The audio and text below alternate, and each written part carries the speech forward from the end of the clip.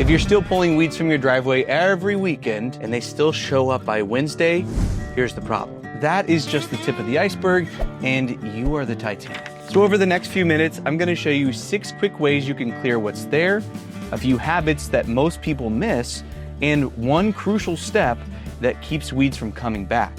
Weeds only need 3 things: sunlight, soil, and space. That checks my alliteration box for this video, just like the gap in your concrete checks all of those boxes for weeds. So if you're sticking to what you're already doing and pulling weeds manually, it's a good idea to do it right after it rains. Just make sure you're pulling the roots.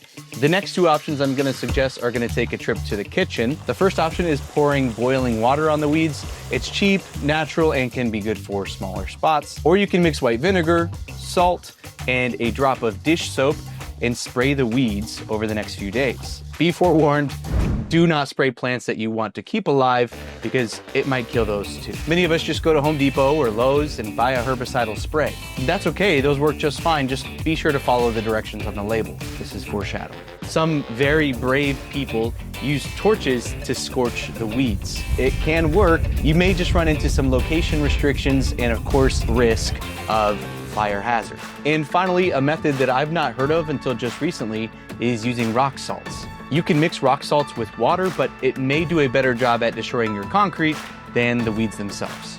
Now you could stop there, but that's where most people go wrong. Killing the weeds is only half the battle.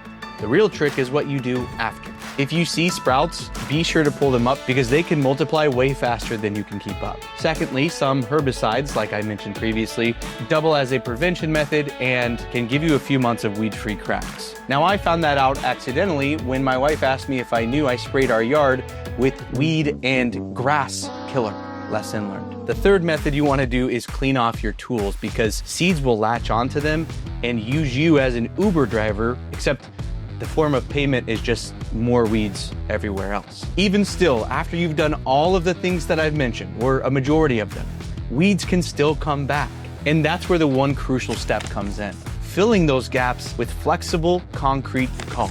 Using the proper material allows it to bond to the concrete, giving weeds nowhere to grow. An added bonus to all of this is sealing those gaps can help prevent water from getting below the surface and eroding your soil. The good news is that a majority of the things I've listed in this video are things you can do at home yourself with tools or materials you already have. But if all of that feels like more work than you want to put into it, you can always call a pro, request a free estimate with A1, or stick around right here on the Concrete channel for more. Thanks for watching.